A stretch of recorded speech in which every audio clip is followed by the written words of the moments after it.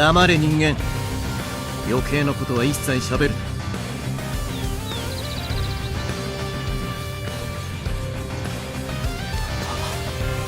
お前たちが何者だ。素直に吐く。この魔石器の曇りと消えたくないならな。非常食にはされたくねえんだぞ。僕たちは決して怪しいものではない。魔法師養成学校の学生だ。ナイトレイブンカレッジだと。そうだ、賢者の島にある。俺は人間が作った魔法学校なんぞ興味ねえっつってんだろうが。この俺に魔法を教えてやるだ。ガキのいたずら程度の魔法しか使えないくせに手紙だけじゃ飽き足らず使いまでよこすとは。なんてしつこいやつらだ。てめえらに教わることなんか一つもねえよ。バカにしてんのか。ああ、俺様たちそんなこと一言も言ってねえんだぞ。俺たちは。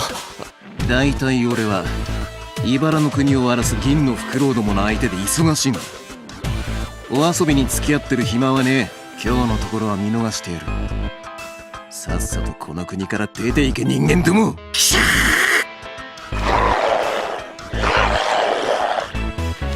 うちの学校あんな化け物みてえなやつにまで入学許可書を送ってんのか。化け物だと。言葉を慎め魔獣。彼らの鎧に入った模様を見ろ。あの紋章は茨の谷に使えるこの衛兵の気象だ。だがかなり形が古い。どういうことだ。あの魔石、そして先ほどあの兵士の周りを飛んでいた光、おそらく彼は。伝令！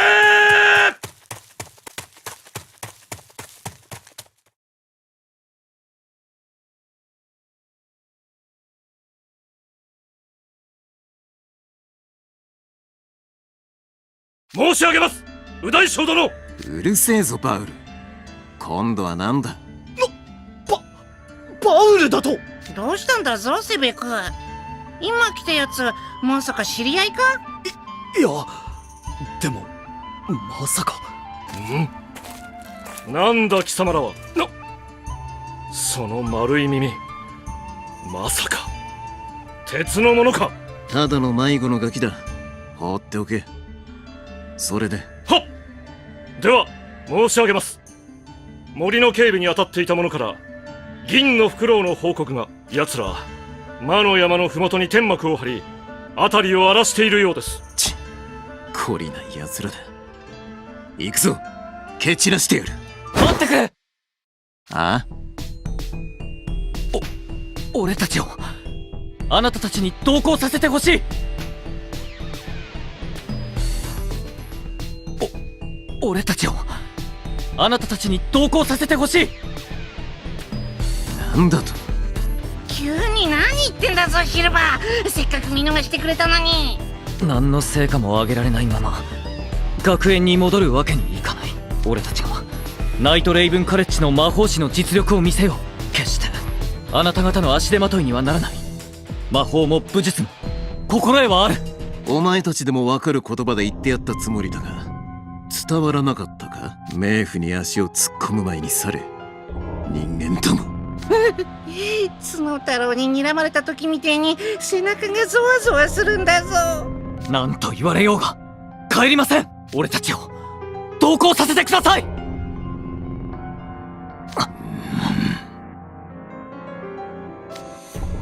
いいだろう。何をおっしゃるのです右大将殿。素性もわからぬ怪しい人間を我が隊に同行させるなど。だからだよ。野放しにして面倒を起こされちゃ厄介だ。少し痛い目を見せてやれば尻尾巻いて逃げ出すだろうさ。それは確かに。よく聞けガキども。俺たちに同行するには条件が。条件？お前たちがこの俺に髪の毛一筋ほどでも傷をつけられたら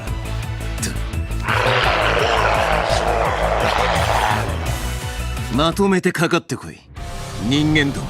これは彼にショックを与えられるチャンスかもしれない。だが俺たちで勝てるのか。いや、考えても仕方がない。行くぞ弱い者いじめの趣味はね。俺に締められたいな。いいんじゃない？分かった。邪魔もありしねえな。よしに遅いんだ。これはどう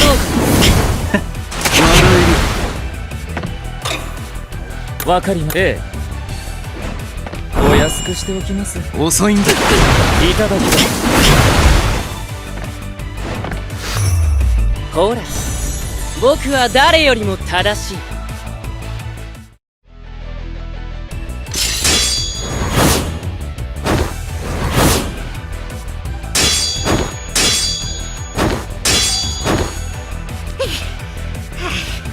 あいつなんてすばしっこいんだぞ。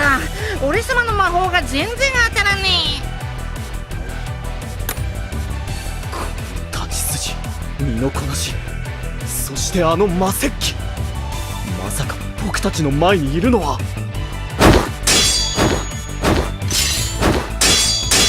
お前も気づいたかセメク。そうだ、おそらくこの方は。どうした？大きな口を叩いたくせにその程度か。セメク、俺が切り込む。その隙に背後に回れ。僕に指図するな。せやん。え。惜しい。なんの、まだまだ炎よ。遅い。背中がガラ空きだ。光を。いつの間に四角に。今だ。はあ。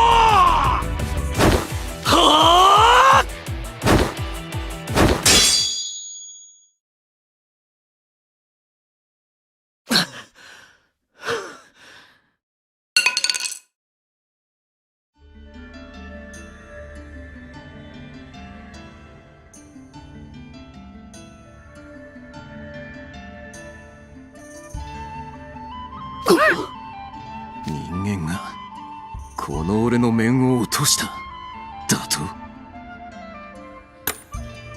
親父殿。親父？俺は息子を持った覚えはねえぞ。しかも人間の。失礼しました。僕は夢を見ているのか。目の前に右大将時代のリリア様が。しっかりしろセメク。何度も言うがこれは夢だ。右大将殿、ご無事ですか。己人間め、えい、貴様ら何をぼーっとしている。この無礼者どもをひっ捕らえろ。騒ぐな。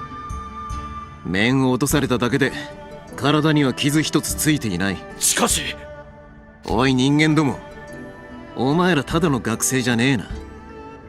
その戦い方をどこで習った？俺とセベクは幼い頃より去る夜の眷属の妖精に修行をつけてもらっていました。夜の眷属。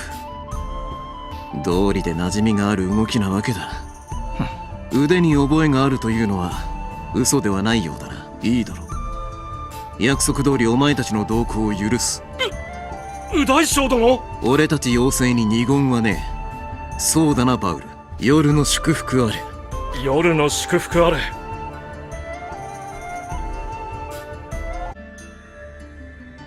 ナイトレイブンカレッジの使者なら俺の名はもう知っているだろうが、俺は名をリリア。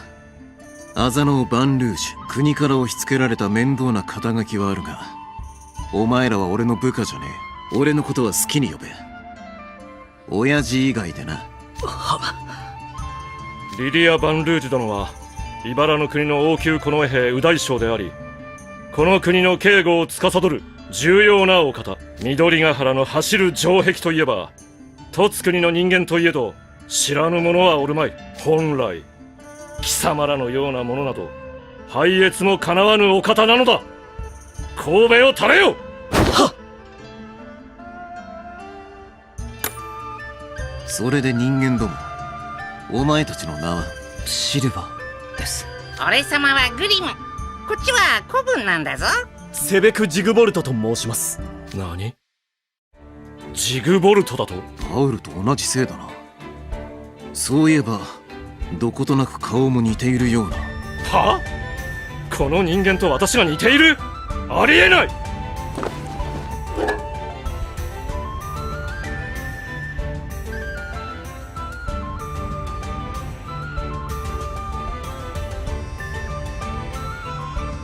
どうです？全く似ていないでしょう。セベクにそっくりなんだぞ。おじだと？私には甥などいない。デタラメを言うな人間。この者は我がジグボルト一族の象徴である鱗もない。偶然同姓なだけでしょう。デタラメではありません。僕は妖精の血を引くジグボルトの血族です。母にはあなたと同じ鱗もあります。ではなぜ貴様にはないのだ？それは僕の父が。いえ、何でもありません。忘れてください。だがバウルは夕焼けの草原から茨の国へ移住してきたんだってよな。トス国に桃園がいても不思議じゃねえ。これも縁だ。お前がこいつらの面倒を見てやれ。そんな右大将殿。さあ、夜が明ける前に銀のフクロウどもの根城を見つけて追っ払うぞ。魔の山の麓へ向けて出発だ。グズグズするな。シャー。セベク、あのバウルと呼ばれた戦士はやはりお前の？ああ、僕が知る姿よりかなりお若く見えるが間違いない。あの人、いや、あのお方は僕の祖父バウル・ジグボルトだ。夢の中とはいえ現役時代のおじい様にお目にかかれる日が来るとは。おい、何をもたもたしている人間ども。手助けは一切してやらんからな。せいぜい遅れないようついてこい。はっ。親父殿の夢に渡れたのはいいが、すぐにマレウス様のことを尋ねられる空気ではないな。どうやら親父殿はかなり昔の夢を見ているようだ。リリア様は送別会でナイトレイブンカレッジから入学許可証が届いたのは500年ほど前だとおっしゃっていた。となるとまだマレウス様はお生まれになっていない時代の可能性もあるな。ああ、若様、今頃どうなさっているのだろう。主に刃を向けるなど僕は何ということを。もしこのことをおじい様が知れば何とおっしゃるか。きっとお怒りになるに違いない。落ち込んでいる暇も迷っている暇もない。とにかく親父殿たちのそばで手がかりを探ろう。なんかとんでもねえことになってきちまったな。多分俺様たちの後ろはぐれずついてくるんだぞ。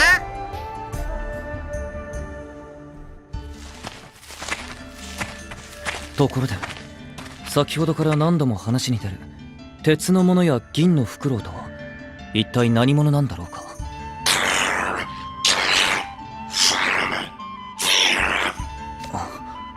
すまない。きっと説明してくれているのだろうが、俺には妖精語は聞き取れなくて。銀のフクロウとは茨の国の各地で勝手に採掘行為をしているならず者集団のことだと言っている。銀のフクロウの団員は皆鉄の鎧を着ているから我々は奴らを鉄の者と呼んでいると。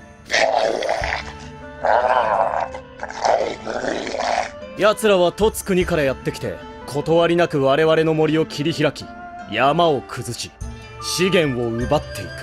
何なのだそいつらは。親父殿から聞いたことがある。かつて茨の谷を囲む雷鳴山脈では貴重な魔法石や鉱石がたくさん取れたと。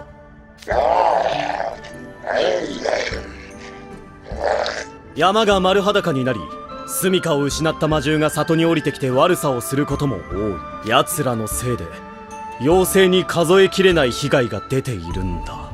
なに？なんと無礼な！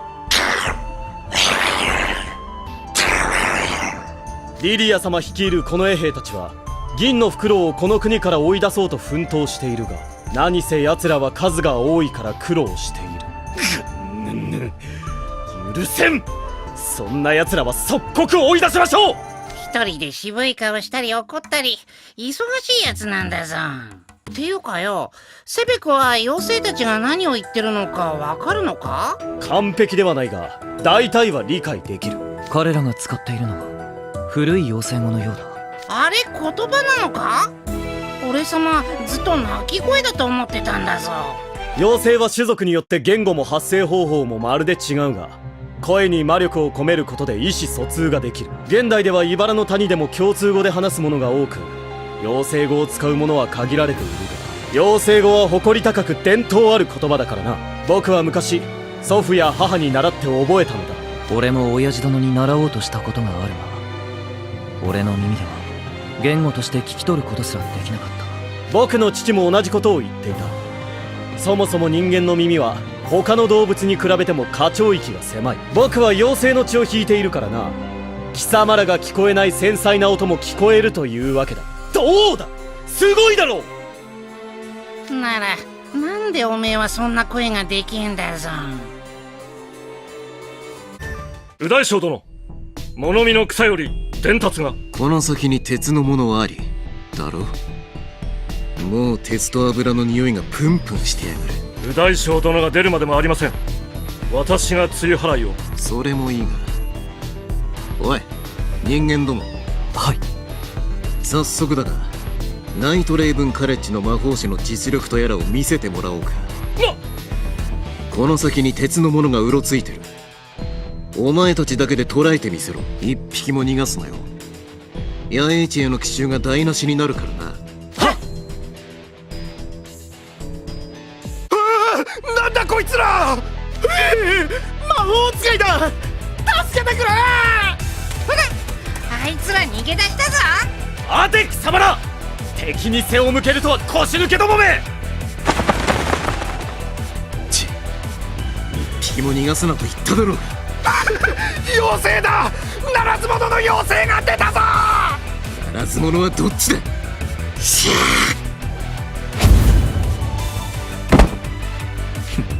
ザコ。親父、いやバンルージュ殿、俺たちの力及ばず手を煩わせてしまいました。申し訳ありません。蹴散らすところまでは良かったが爪が甘えな。右大将殿、奴らの荷車に食料や燃料が。元は俺たちのもの、返してもらおう。捕らえた鉄のものは風なき渓谷の先へ追放しろ。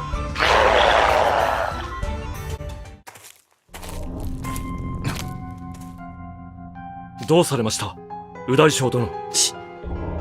ああ、ヘンリクの野郎は俺たちばっかり働かせて自分は砦で高いびきか。いつも偉そうにふんぞり返りやがってやってらんねえよな。鉄の者ども。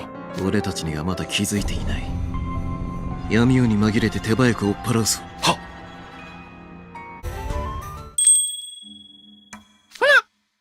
小せえ妖精がいっぱい出てきたんだぞ。この先に。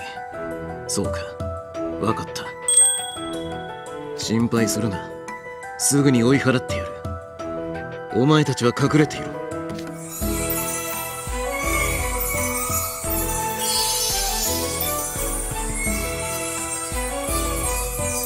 傷が癒えていく。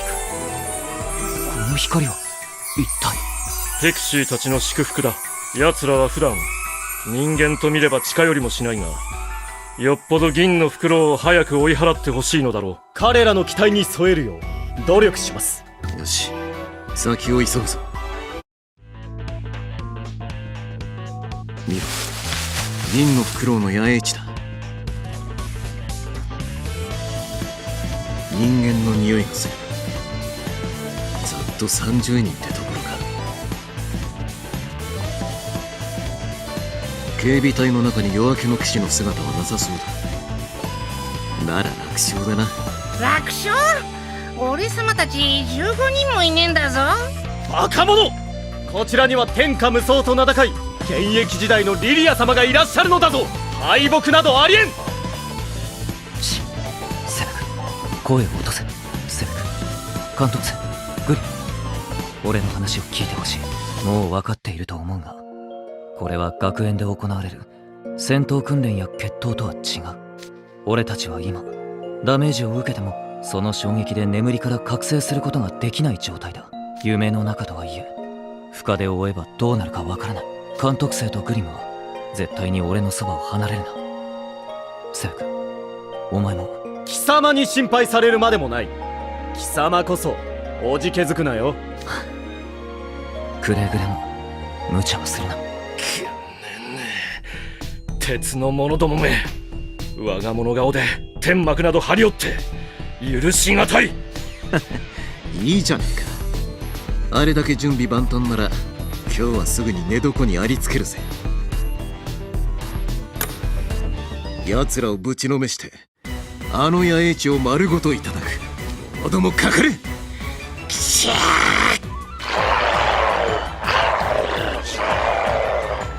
てめえら天幕は焼くんじゃねえぞ。野宿したくないならな。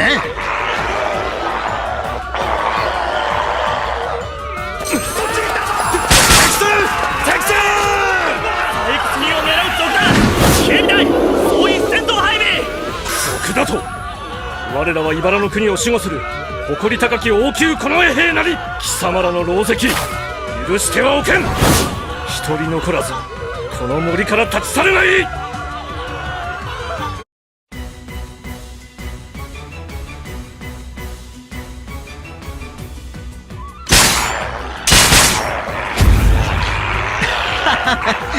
どいつもこいつもグズだな。鉄の鎧が重くてろくに動けねえか。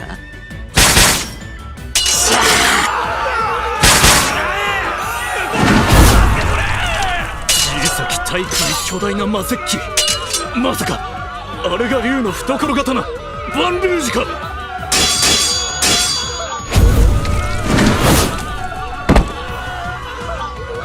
大将、このままでは我が隊は総崩れです。夜明けの騎士なしに奴とやり合うのは無理だ。銀の袋第35分総員撤退撤退。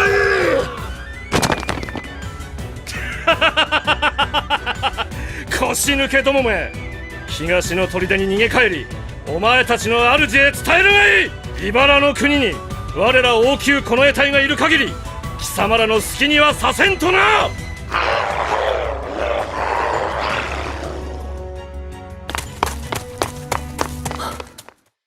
なんとか森から銀の袋を追い出すことができたようだな。監督生グリム、怪我はないか。俺様の魔法を披露する前にリリアがみんなやっつけちまったんだぞ。ふん、当然だ。リリア様とおじいバウル様がいらっしゃれば貴様のようなポンコツが出る幕などあるはずない。何よ、お前だって見てるだけでほとんど何もしてなかったじゃねえか。僕はこの衛隊の皆様の邪魔にならないよう気を伺っていただけだ。決して何もしていなかったわけではない。荷車に魔法石とミスティウムが大量に。盗っ人どもめ、今に見ていろ。必ず全員追い払ってやる。お、見ろよ。銀の袋のやつら食い物をたんまり持ってやがった。麦に肉にまるまる声太った翡翠ネズミや鋼トカゲもいるぜ。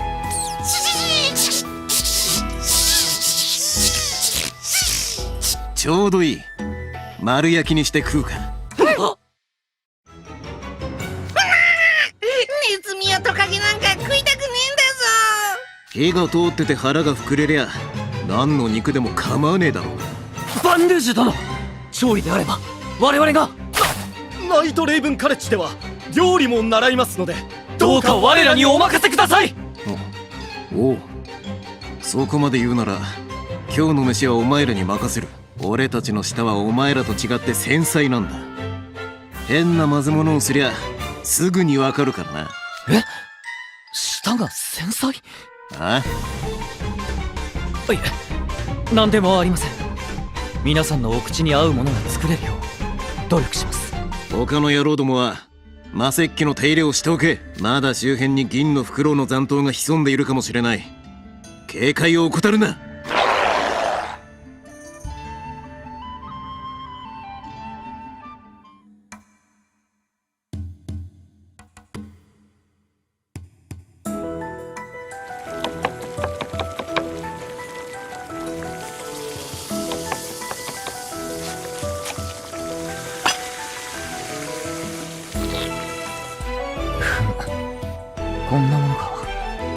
食材や調理器具の多くが見慣れたもので助かった。今日ほどマスターシェフを受けておいてよかったと思ったことはないな。ああ、無事現実に戻れたらあの授業は必修単位にすべきだと学園長に進言しても良いかもしれない。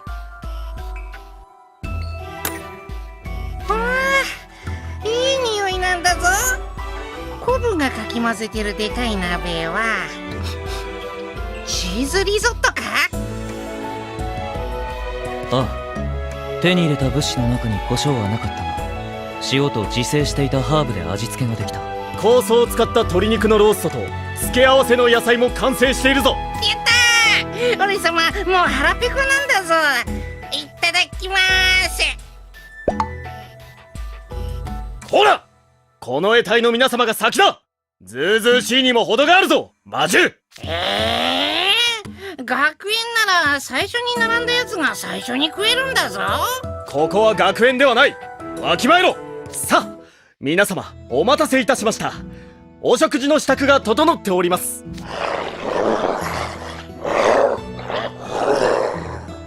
随分と支度に時間がかかったな。なんだこのドロドロした白いやつは。それはチーズとオートミール、塩爆を使ったリゾットです。リゾット？食べてみてください。まずくはないはずです。随分と自信があるな。どれ、毒味してやろう。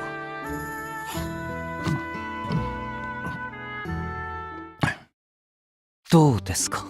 オートで元老院のクソじじいどもと会食した時のお上品な飯の味がする。あの時は俺の顔よりでかい皿の上に一さじで食い終わる量しか乗ってなかったが、こんな大鍋で作るもんなのか。お肉とお野菜もどうぞ。どれどれ。この肉柔らかい。まさか生焼けか？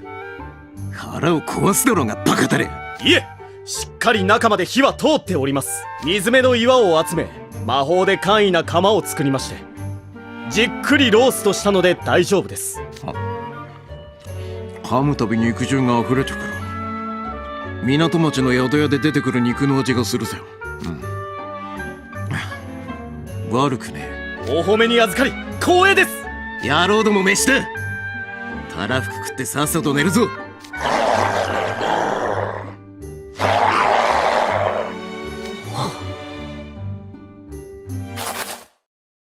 右大将殿、申し上げます。鉄の者どもは風なき渓谷方面に撤退した模様であります。ですが奴らの鉱石への執着は侮れない。仲間を引き連れて戻ってくる可能性も踏まえ気を抜かず警戒するよう伝えます。ご苦労。お前も今のうちにさっさと腹ごしらえしておけ。いえ、いざという時のためまずは装備品の手入れを。お前の腹の虫はそんなことより飯だとわめいてるようだが、この対一番の大食らいが痩せ我慢するな。いつも言ってんだろ。腹が減ってちゃ戦はできないってな。バウル様、どうぞこちらへ。お食事の準備ができております。貴様らが作ったのか？はい、お口に合えば良いのですが。いらん。下げろ。しかし。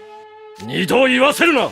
俺はいらんと言ったのだ、人間。はっ、失礼いたしました。うるせえ。飯食ってる時に横で大声出すな。お前の好きにすりゃいいが、腹が減ってぶっ倒れるような間抜けは晒すんじゃねえぞ。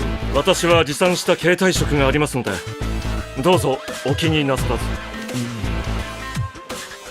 セベク、これは夢だ。現実のバウルだがちゃんとお前のことを。そんなことは分かっている。貴様に言われるまでもない。おじい様は様々な教養を僕に授けてくださった。幼い僕に本を買い与え、読書の楽しみを教えてくれたのもあの方だ。銀のフクロウさえいなければ若かりしおじい様ともっと親睦を深められたかもしれないのに。許さんぞあいつらめ。あ、なんだ、バウルは飯いらねえのか？ならおめえの分も俺様が食べてやるんだぞ。いただきまーす。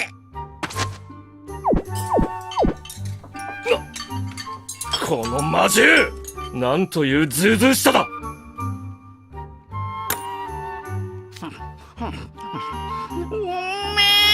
熱々トロトロのチーズと肉汁じわじわのお肉が最高なんだぞ。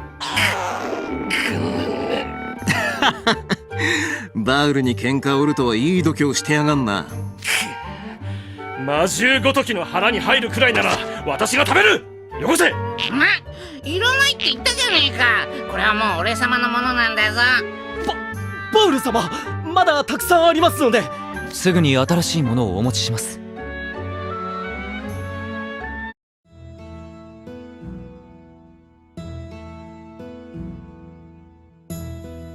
バウル、お前結局3回もリゾットとやらおかわりしてたな。そんなにうまかったか？よく考えれば食べ物に罪はありませんので。お口に合ってよかったです。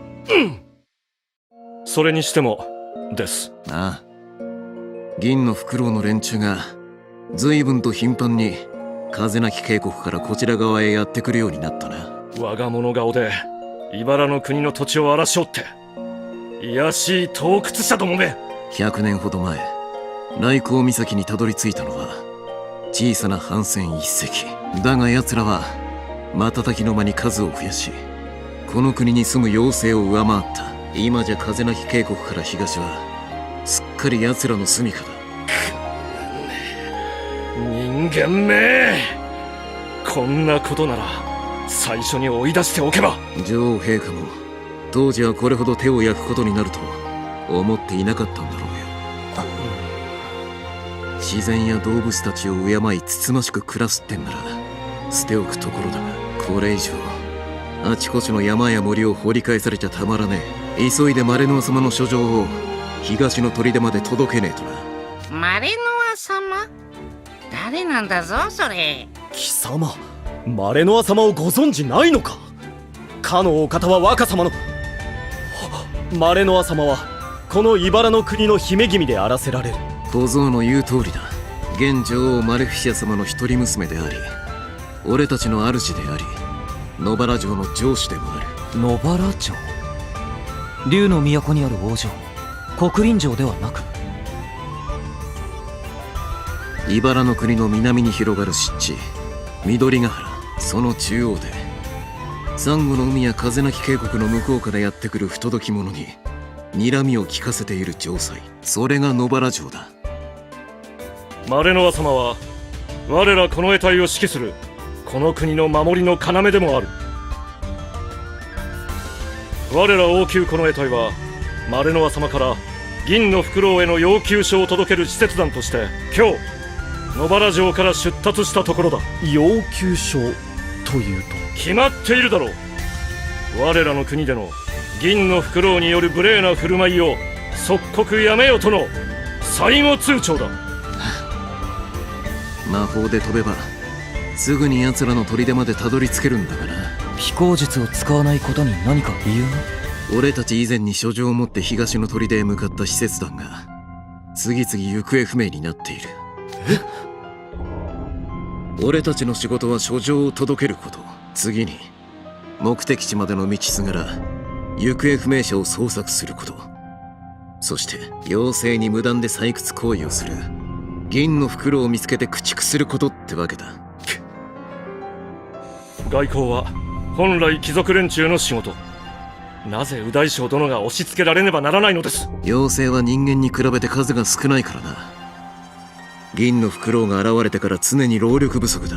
それに貴族連中は鉄の匂いを嗅いだだけでそっとしちまいそうな頼りにならん奴らばっかりときた。マレノア様もその辺を考えて俺を選んだんだろうさ。それは俺たちはこれからこの暗夜の森を抜けて緑ヶ原を通り風なき渓谷へ向かう。風なき渓谷を抜け紅ヶ原と劉備岳で行方不明者の捜索を行いつつ大陸の東端にある銀のフクロウの砦を目指すことになる。長旅になりそうですね。おじけづいたか。まあナイトレイブンカレッジの使者ども、この俺に学校なんぞに通ってる暇があるように見えるか。骨を折って俺たちについてきても危ないばっかりでお前らに旨味は少ねえ。悪いことは言わねえから、さっさとてめえらの学校に帰れ。いえ、こうしてお話を伺ったことでバンルージュ殿にナイトレイブンカレッジへご入学いただきたい気持ちがより一層強くなりました。はあ？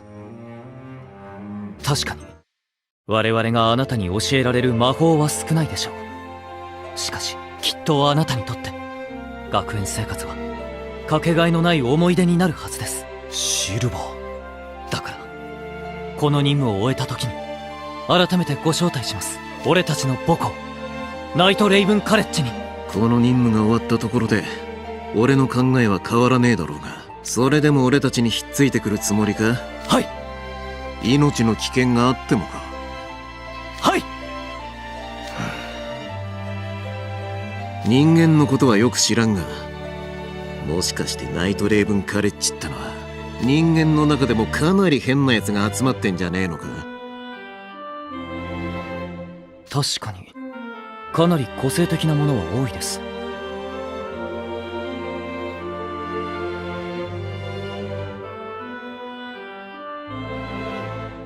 出身地も種族も文化も多種多様だ。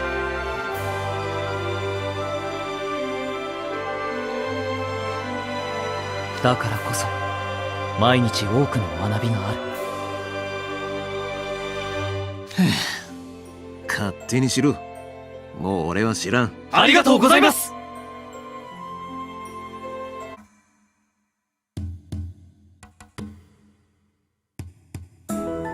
右大将殿、何度も言いますが私は反対です。我が隊に人間を随行させるなど。飯炊きと荷物持ちくらいにはなるだろう。邪魔になったらその辺に放り出しゃいい。俺たちの責任じゃねえ。右大将殿がそうおっしゃるのであれば。俺は野原城のことが心配でたまらねえんだ。さっさと仕事を終えて戻れるなら、妖精だろうと人間だろうと使えるものは何でも使うぜ。心配？俺がマレノア様を？心配なのは姫じゃねえ。野原城自体と俺の命だよ。俺の不在中、姫の感触で城が全壊してたなんてことは避けたいからな。茨の国を治めているドラコニア一族は夜の眷属の頂点と謳われるドラゴンの末裔だ。お前らの国のお姫様は皆で守るべき麗しのお方かもしれねえが、うちの姫は俺たちが束になってかかっても歯が立たないほど強い。その上おてんばで喧嘩っ早くてわがままで癇癪持ちで、さらにとんでもない性悪ときたマレノア様はまさに茨の国最強の姫ってわけだ。もたもたしてたら脳天に雷を落とされるか、口から吹く炎で丸焼きにされる。言っとくが冗談じゃねえぞ。マジでやるんだ、あのお姫様。右大将殿、お言葉が過ぎます。そいつは失礼。これでもだいぶ真綿に包んだつもりだったんだが、大体な、こっちは物心ついて以来300年もあのお姫様に振り回されてるんだぜ。マレノア様が城の中でおとなしく白龍に乗った王子様を待っているような姫なら、俺はこれほど苦労しなくて済んだろうよ。右大将殿、あと 2,3 年は野原城でおとなしくしていてくれそうなことだけが救いだな。さすがの姫も大事な卵が帰るまでは無茶しねえだろ。卵？なんだ急に大声出しやがって。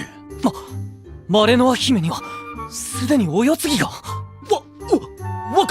いや、卵様は今どこに？ご両親と共に野原城にいらっしゃるのですか？貴様ら、なぜお世継ぎの卵がどこにあるかなど気にする。怪しい。よもや卵を狙っているのではあるまいな。ありえません。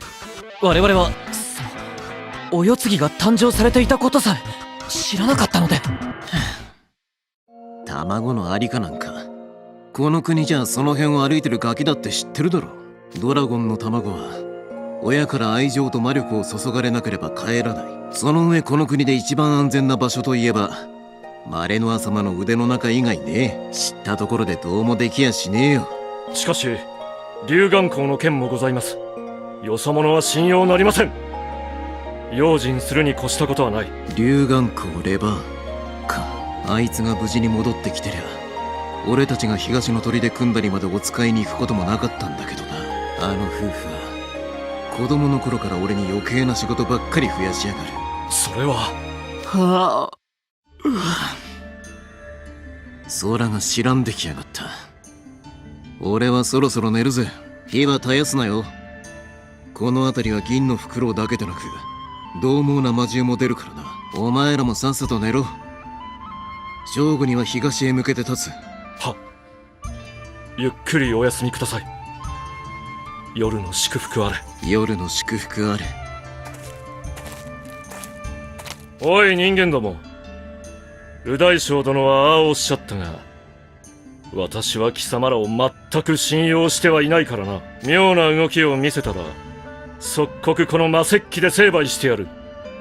よく覚えておけ。天幕は空いているものを探して勝手に使え。他の隊員の休息を邪魔するんじゃないぞ。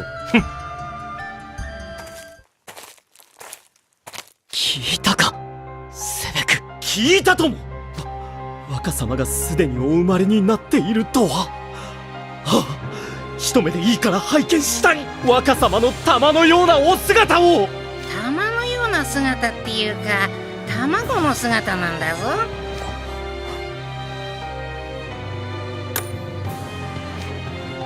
おかしい。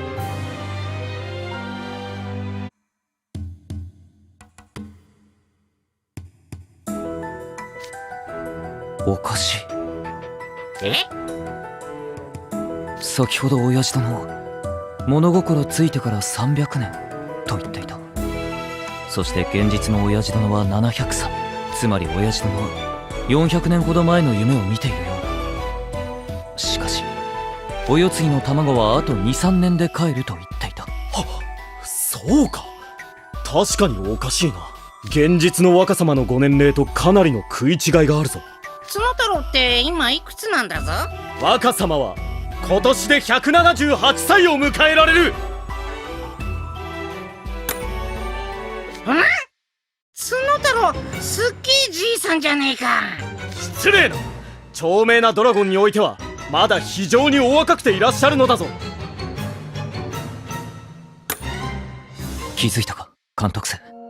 そう200年ほど時間が食い違っている。200年って食い違ってるってレベルじゃねえんだぞ。長命な妖精族は往々にして時間の流れに頓着がないとはいえ、さすがにズレが大きすぎるな。お前もそう思うか。マレウス様の誕生ほど重要な出来事ともなれば親父殿の記憶違いとも考えづらい。親父殿もマレウス様もあまり俺の前では昔の話をしなかったからな。実家の本棚や学園の図書館にはあまり茨の谷の歴史に関する書物はなかったし。セベ君、お前は何か知らないか。おじい様からはドラコニアご一族やリリア様をはじめとした英雄の武勇伝は多く伺ったが、マレノア様、マレウス様のご両親がお隠れになったことに関しては多くは語らなかった。茨の谷と君主への理解を深めるため様々な本を読んできたが、そのことに触れたものはほとんどない。それに現代では野原城のある緑ヶ原は茨の谷の領土の外だ。混乱の時代が長く続いていたというからな。一体何があったというんだ。ならよ、マレウスの卵があるっていう野原城ってとこに行ってみりゃいいじゃねえか。俺様たちが探してんのはマレウスの魔法を解く方法だろ。あいつがいる場所になんか手がかりがあるかもしれねえんだぞ。俺様冴えてる。いや、それはできない。夢とは夢の持ち主が構築した不安定な精神世界だ。夢の持ち主から離れすぎればそこは行き止まりになっているか闇がはびこっていることが多い。じゃあ結局リリアたちについていくしかねってことか。そうなるな。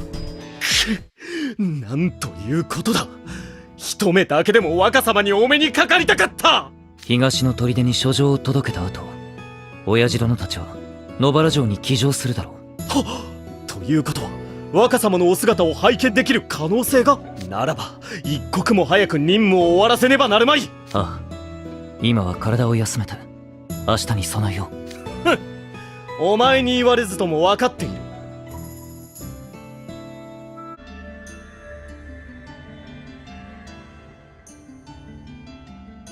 時にシルバー、お前今日は一度も居眠りをしなかったな。普段は会話をしていようが鍛錬していようがすぐに船を漕ぐくせに。それがどうやら俺は夢の中だとあの抗いがたい眠気に襲われることがないらしい。夢の中の方がシャキッとしているなど笑わせる。お前の言う通りだ。現実でも常に眠気のない状態でいたいんだが。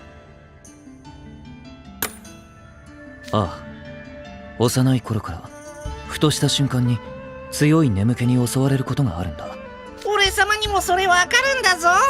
トレインの授業と昼飯の後に中庭のベンチに座るとすぐ寝ちまう。多分グリムの眠気と俺の眠気は少し性質が違うと思う。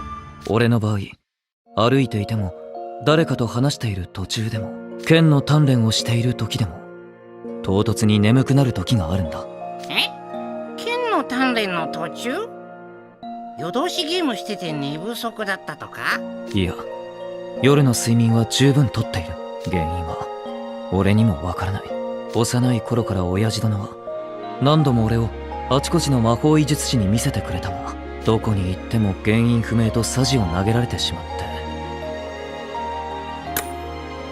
この居眠り癖が治れば親父殿の憂いも一つ消えるだろう。そういえばよ、シルバーはたまにリリアのことを親父殿って呼ぶけど、親父殿ってどういう意味なんだぞ？あだ名かなんかか？ああ、すまない。それはあだ名ではなくて。じゃあ何なんだ？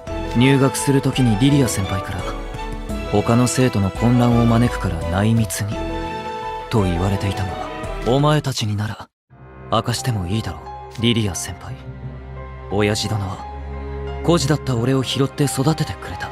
あの方は俺の父親なんだ。え？父親って父親？混乱させてすまない。学園内では気をつけてリリア先輩と呼ぶようにしていたんだが、実家にいた頃の癖でつい親父殿と呼んでしまう。人間には馴染みがないだろうが、茨の谷では年若い見た目をした者が年長なことは珍しくないからな。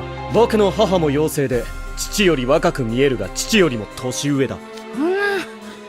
でも確かに400年前のリリアと今のリリア、見た目は全然変わってねえよな。ああ、でも見た目は同じだが俺の知っている親父殿とはかなり違う。俺は本当に何も知らなかったんだな。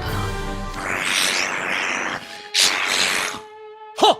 騒がしくして申し訳ありません。もう寝ます。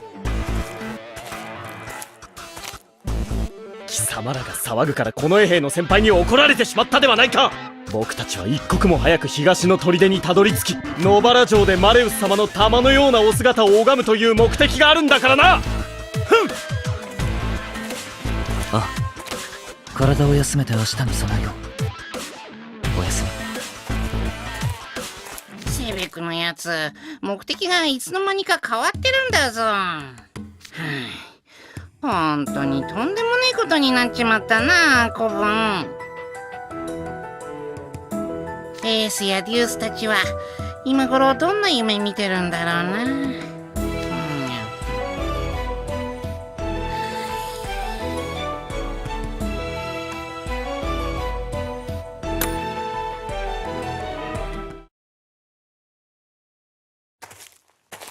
起きろ、監督生グリム。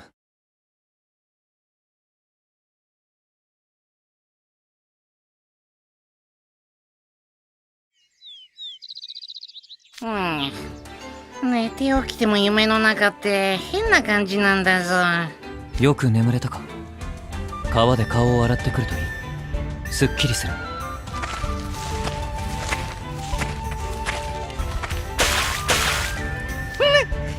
川の水がめちゃくちゃ冷てんだぞ。雷鳴山脈の湧き水は年中通して冷たい。茨の谷がある大陸は賢者の島のはるか北にあるからな。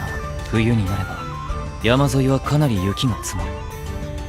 夢の中とはいえ今が冬でなくて助かった。そろそろこの得体が東へ向け移動を開始するそうだ。さっさと身支度を済ませろ。気を引き締めていくぞセブク。誰に言っている。貴様こそ間抜けを晒すなよ。よし、それじゃ出発するんだぞ。さて、最短で東の砦を目指すなら北東の風なき渓谷を目指すべきだが、劉備岳の麓や海沿いの集落周辺でも鉄の者の姿を見かけたという情報もあります。風なき渓谷を抜ける前に緑ヶ原全域を一度見回ってみるべきかもしれません。ったく奴ら追い払っても追い払っても湧いてきやがるな。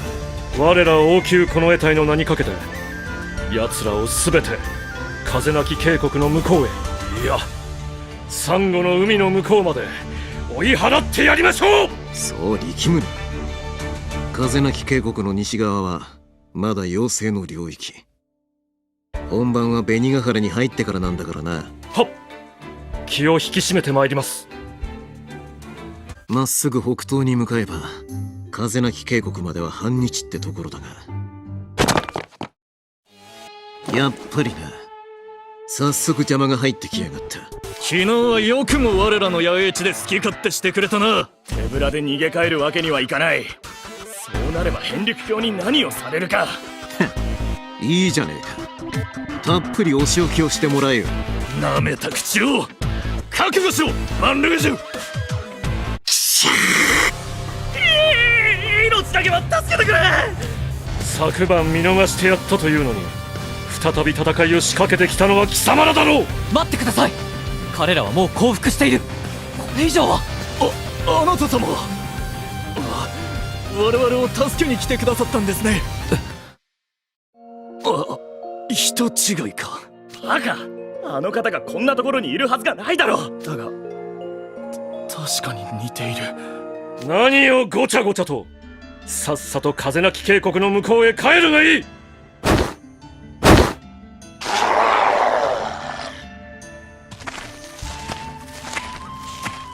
彼らは誰と俺を間違えていたんだ。風なき渓谷が見えてきた。確か渓谷から東は鉄の者の領土でしたね。違う、決して奴らの領土ではない。この大陸は全て我々妖精のものである。奴らが勝手に住み着き勝手に縄張りにしているだけだ。よく覚えておけ。失礼いたしました。声を落とせ。奴らの鉄火の歌だぞ。ああ、レイヤ様って可愛いよな。むさ苦しい砦に咲く一輪の花。ほんとあの遍陸橋の妹っていうのは信じられないぜ。俺たちにも優しく声をかけてくれるし。でもよ、噂じゃ夜明けの騎士と恋仲らしいぜ。げっ、よりにもよってあいつかよ。勝ち目ねえ。ほう、最強と名高い夜明けの騎士に恋人がいるとは知らなかったな。あくまで噂だぞ。でもまあ悔しいけど男から見てもかっこいいしな、あいつ。髪の毛もサラサラで羨ましい。レイヤ様が惚れちゃうのもわからなくはない。へえ、いつも兜に隠れてる夜明けの騎士の面、俺も一度拝んでみたいもんだな。確かにあいつあんまり兜取らないもんな。妖精、楽しいおしゃべりはここまでだ。物どもかかれ。お助け。チッ、逃げ足の速い。風なき渓谷周辺にたむろしている銀のフクロウどもに合流されると厄介ですね。ああ、早いところ奴らを追うぞ。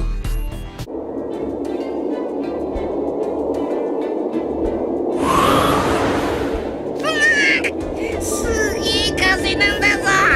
俺様吹き飛ばされちまいそうだ。狭い岩の間を雷鳴山脈から吹き下ろす強い風が通り抜けてんだ。歩くのも一苦労だな。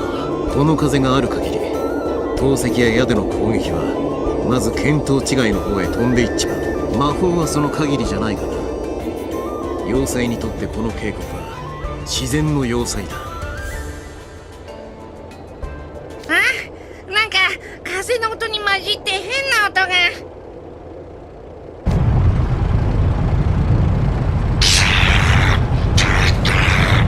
渓谷の先から何か巨大なものが来る。なんだあれは。岩のゴーレムか。いや違う。この鉄と油の匂いは総員構えろ。来るぞ。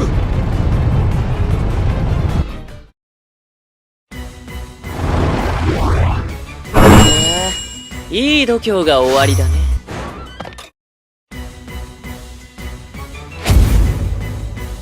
くたばれ鉄の化け物め。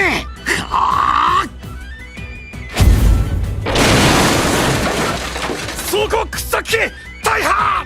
なんて奴らだよ。生身で鉄の掘削機を破壊してくるなんて。掘削機なしに勝てるわけがない。大脚大脚。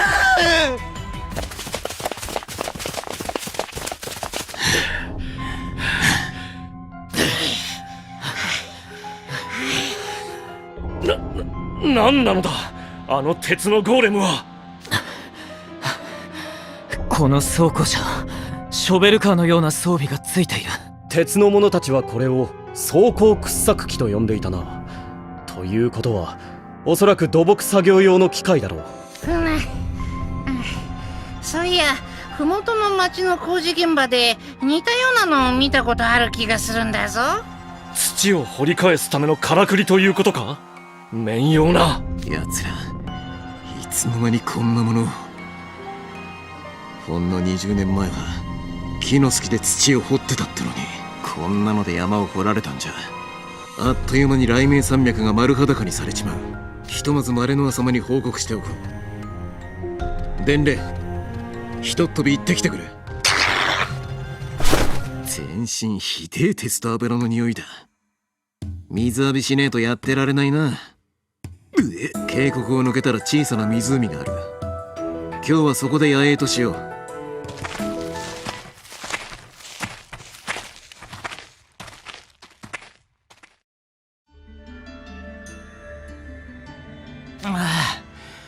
食った食った。リリアのやつ、湖で捕まえたカエルを食おうとしてたからびっくりしたんだぞ。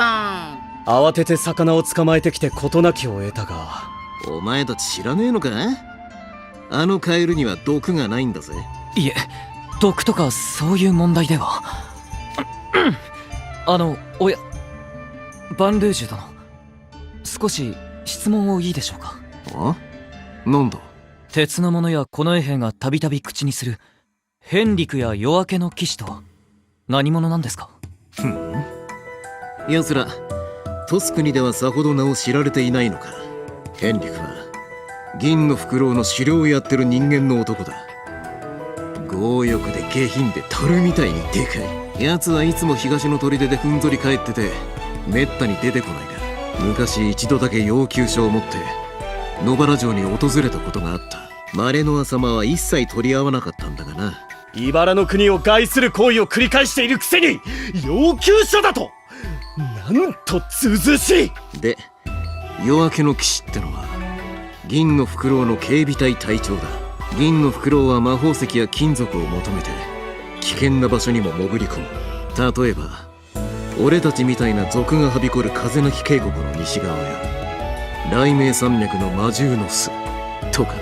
だから荒ごと専門の腕利き警備兵を雇ってるってわけだ。その中でも夜明けの騎士ってやつはべらぼうに強い。あなたが強いと言い切ると。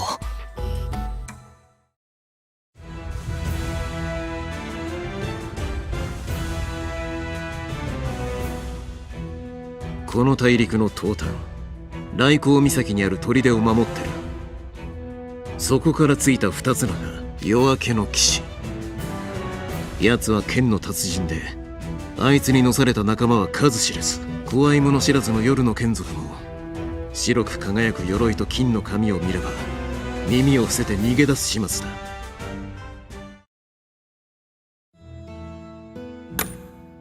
ヘンリクが野原城を訪れた時に一緒にいたから姿は見かけたが、鉄面をかぶってたから面は拝んでねえな。噂じゃとんでもない美形らしいぜ。昼の眷属に美しさを贈られたとか。へえ、金の髪で美しい顔か。ビルみてえな感じかもしれねえな。ふん、美しさなど騎士に必要なのは強さのみ。そして強さに関してこの国で右大将リリア様の右に出る者がいるはずがない。当然だと言いたいところだが、俺も奴とやり合ったことはないからな。奴は普段東の砦を守ってて、めったに渓谷の西には現れない。一度お相手願いたいと思っているんだが。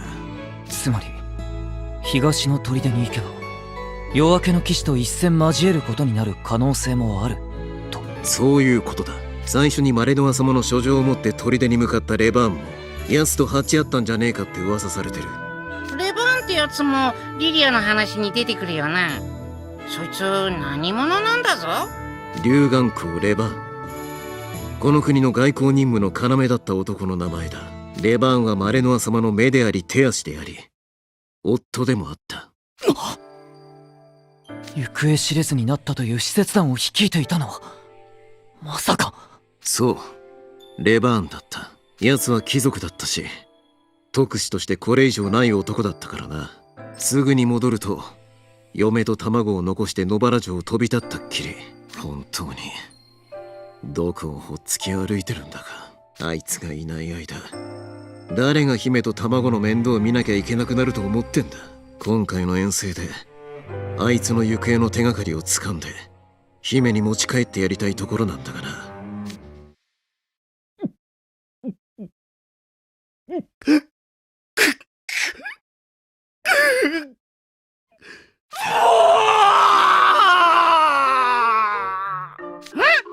なんで急に泣き出したんだおめえ。これが涙せずにいられるか。残された卵様と姫様とリリア様のお気持ちを考えたらあんまりです。あんまりすぎます。こんな時代だ。よくあることだろ。そのうちひょっこり帰ってくるかもしれねえし。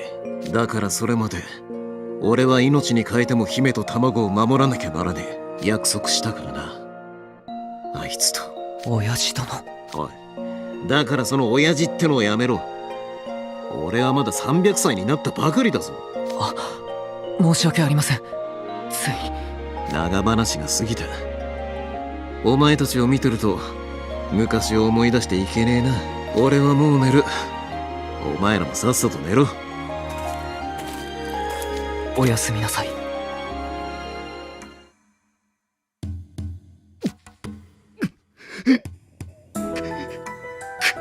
そろそろ泣き止めセベ君。悲しいのはわかるが目が腫れて明日に響くぞ。これは悲しみの涙ではない、怒りだ。人間さえ銀のフクロウさえいなければ若様のお父上は。僕たちの知っている若様にご両親はいない。今ここではご存命であるマレノア様もだ。それは何故若様はご両親を失わねばならなかったのだ。答えろシルバー。俺に当たるな。僕はもう傍観しているだけなど耐えられない。若様のためにもリリア様と共に命を賭してマレノア様をお守りしなくては。セベ君、何度も言うがこれは夢だ。ここで何かを成してもそれは幻で現実は変わらない。ならば現実に戻らなければよいのではないか。おめえ何言ってんだ。俺様たち夢から覚めるためにここに来たんだぞ。現実に戻らなければこれから夢の中でお生まれになる若様はお母上と共に暮らせる。夢の中ならお前もリリア様と共に生きていけるのだ。これ以上があるか。それはいや、しかしぐじゅぐじゅしたやつが湧き出てきたんだぞ。闇セベクの患者を嗅ぎつけてより深い眠りに落とそうと現れたか。セベク、武器を取れ。闇に取り込まれるな。このまま夢の中にいれば若様はセベク。あいつ闇に取り込まれちまった。今ならまだ引き戻せる。監督生グリム、力を貸してくれ。ったく世話がかかるやつなんだぞ。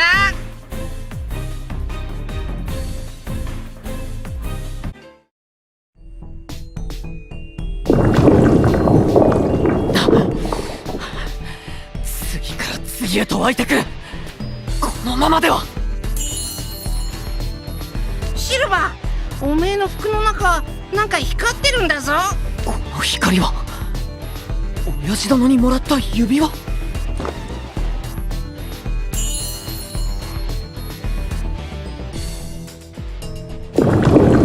闇のやつらその光にビビってるみてえだ。指輪の光に触れている部分から力がみなぎってくる。何なんだこの指輪は。なんだって早くあいつらを追っ払うんだぞ。ああ、光を闇を追い払え。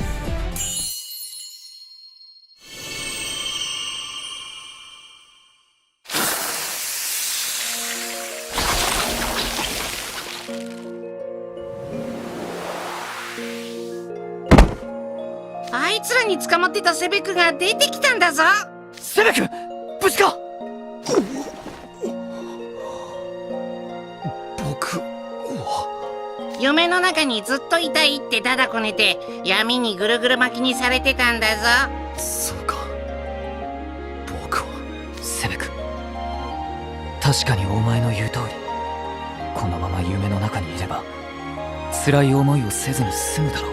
でもそれでも俺たちはこの夢から脱出しなくてはいけないんだ。眠らされている学友たちの未来はどうなる。お前の帰りを待つ家族はどうなる。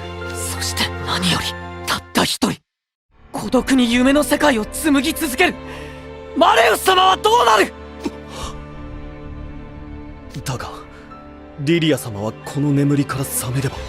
そうだとしても親父殿なら絶対に今のマレウス様を諌めるだろう。それはきっとそうだろうな。進化の役目はただ王を肯定し従うことだけではない。時には諌めることも大切だ。お前も同じことを親父殿に教わったはず。違うか。お前の言う通りだシルバー。僕はずっと迷っていた。若様に逆らってしまったことを、怒りと悲しみを込めて僕を睨んだ若様の瞳が目に焼き付いて離れない。まだ迷いはある。若様の幸せを考えればこのままでいる方が良いのかもしれないと。だが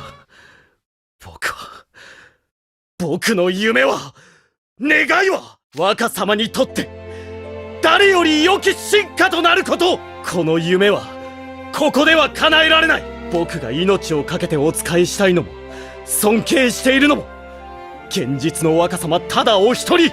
ご両親がいらっしゃらない孤独に耐えリリア様と共に歩み、ガーゴイルがお好きで廃墟がお好きで評価がお好きで茨の谷の次期当主でありながら民草と共に制服に身を包みナイトレイブンカレッジに通っていらっしゃる現実の若様、ただお一人なのだ。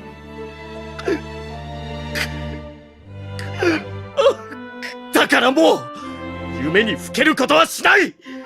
必ず現実の若様のもとへ馳せ参じてみせる。僕はもう二度と迷わないぞ。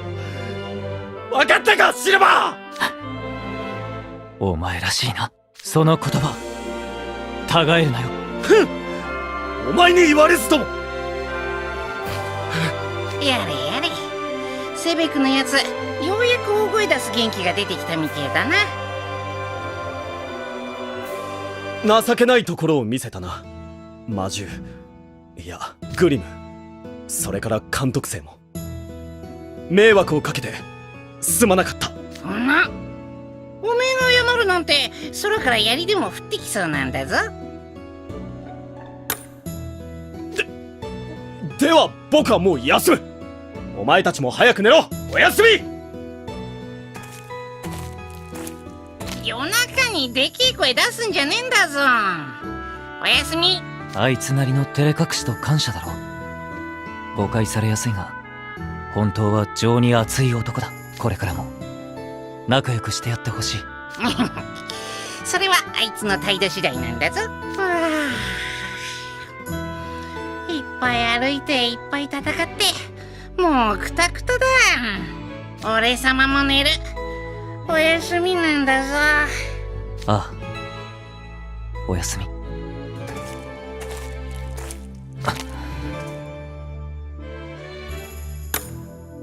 俺もセベクの言葉に一瞬だけ心が揺らいでしまった。このまま夢の中にいれば親父殿もマレウス様もと。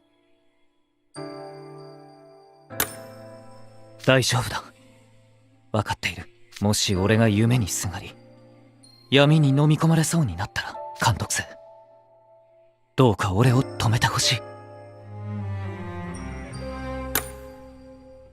ありがとう。晴れた日の夜は冷える。暖かくして寝るといい。おやすみ。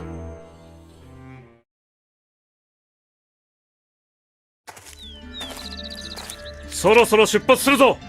支度を急げ。おはようございます。貴様、目が腫れているぞ。虫にでも刺されたか？いえ、お気になさらず。ただのむくみですので。そうか。ならばいい。病の者を連れて行くわけにはいかんからな。さて、いよいよ銀のフクロウどもの縄張りに踏み込むぞ。紅ヶ原を川沿いに東へ。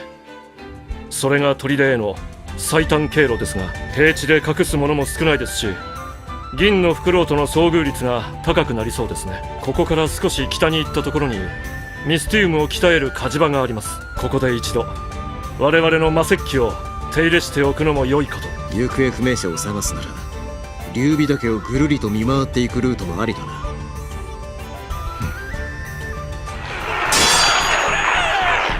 この音は紅ヶ原に行方不明者捜索に向かった茨の国の奴らと銀のフクロウが鉢合わせたみたいだ。この辺りは連中の縄張り。仕方ない。手を貸してやるとするか。賊どもめ、我らの領地から出ていか。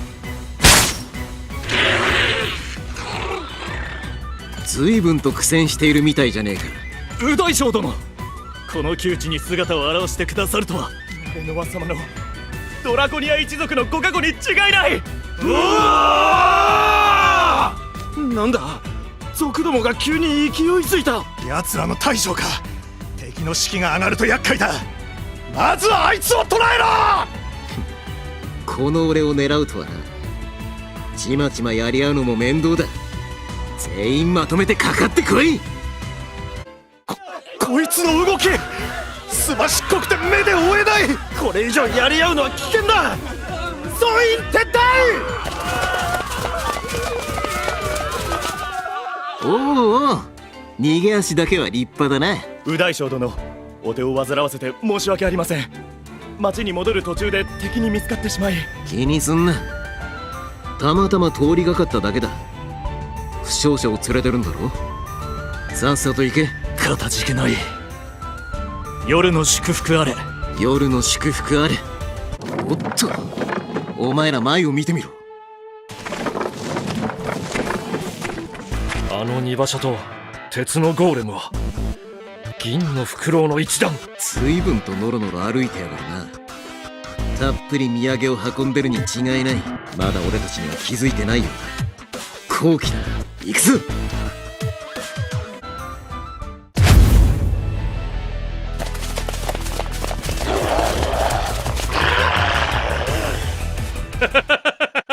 見ろ、尻尾を巻いて逃げていくぞ。さーて、お宝拝見といくか。魔法石と食い物、それからミスティウムでできた鎧だ。茨の国の門が入ってる。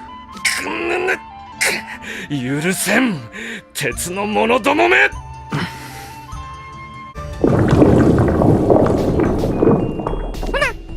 あそこに黒い奴らがいるんだぞ。俺たちで対処する。監督さん、俺の後ろに行けるか。セベク。当然だ。ここで足止めを食っている暇はない。早急に対処する。俺様の敵じゃないんだぞ。この程度で得意げになるな。早くリリア様たちの元に戻るぞ。ああ、彼らとはぐれるわけにはいかない。監督さん、グリム、急ごう。敵の砦が見えてきた。この辺りで腹ごしらえしておくか。わかりました。では準備をいたします。あそこの木の枝にうまそうな果物が見えるんだぞ。数も多いし、ちょうど食べ頃のようだ。しかし随分と高い位置に実っているな。どうやって収穫するべきか。魔法で取るにしても途中で落としたりしたら敵に蹴取られかねない。鉄の者たちに見つかったら厄介だ。おとなしく諦めろ、グリム。やだやだやだ。たまにはジューシーな果物も食べたいんだぞ。騒ぐなガキども。学校で魔法を習ってるってのにその程度のコントロールもできねえとはな。情けない話だ。そうはおっしゃいますが、周辺には枝葉も多く、物音を立てずに持ってくるなんてとても。しょうがねえ。俺が手本を見せてやる。危険です。ここは連中の拠点のすぐ近く。いくらリリア様でも。心配するな。俺が狙いを外したのはたったの一度きりだけだからな。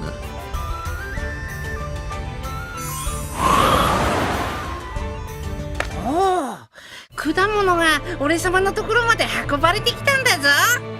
物音を立てることなく一瞬で。お見事です、リリア様。これほどの実力をお持ちでも狙いを外すことがあるとは。一体何がお目当てだったのですか。さて何だったかな。リリアが取ってくれた果物、甘くてうまいんだぞ。急がねえとグリムに全部食われちまうぞ。ほらよ、お前の分だ。はい、ありがとうございます。妖精だ。妖精が出たぞ。捕まえろ。奴らいつの間に我らの背後に陣取ったんだ。バウル様、前方にも銀のフクロウの影が。挟み撃ちか。二手に分かれてかっこ撃破だ。はっ、監督生とグリムはそこの岩の影。はあ。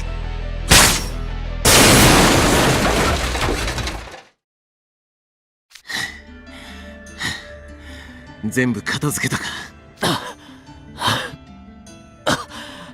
はい、今のが最後の一機だったよです。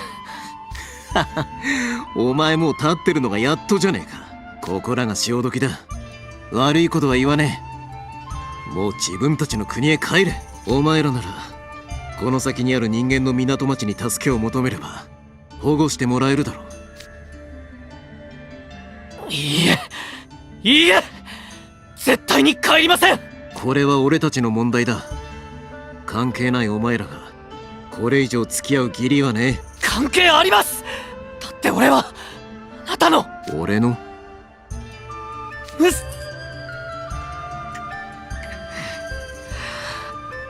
かくその皆さんの力になりたいので。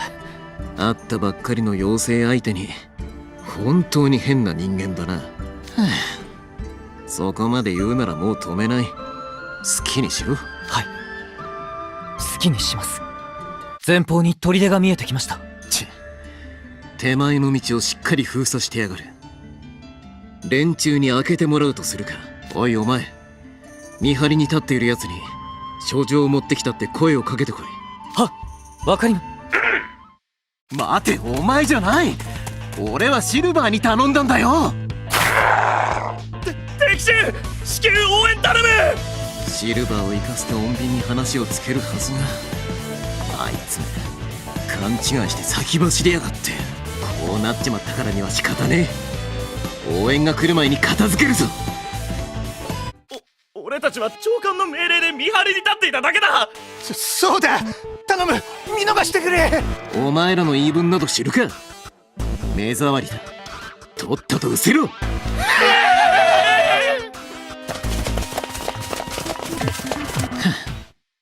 かえって余計な仕事を増やしちまった。連中の仲間が来る前に砦に急ぐぞ。はい。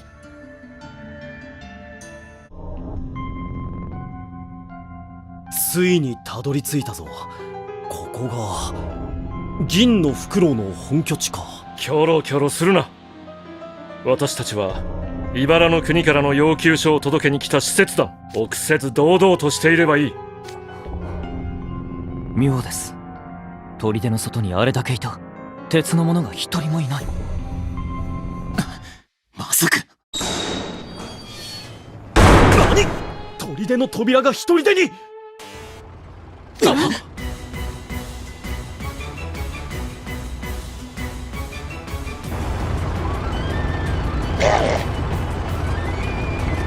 の足音、総員構えろ。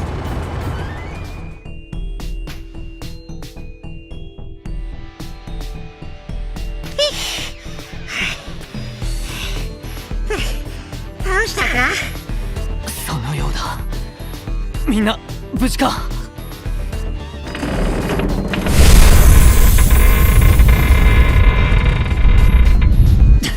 危ねえ。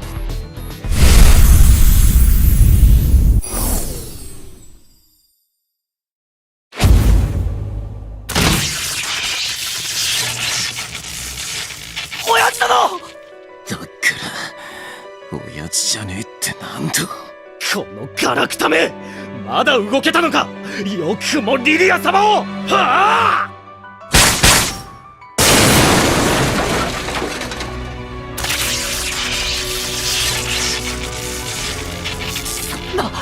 しっかりしてください。どかえ人間。右大将殿、この魔法薬を。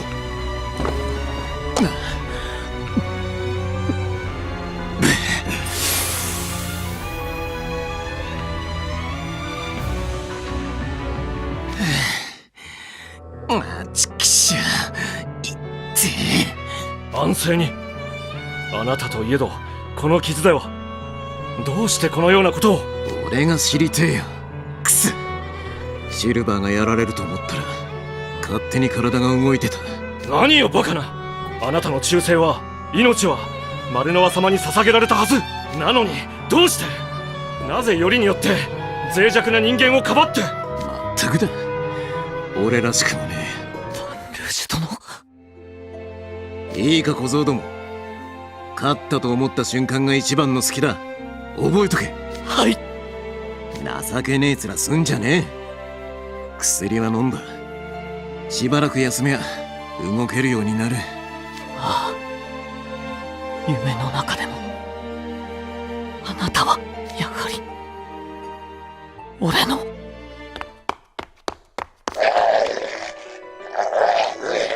なんだと。ヘンリクも夜明けの騎士もこの砦にいない。まずいな、これは。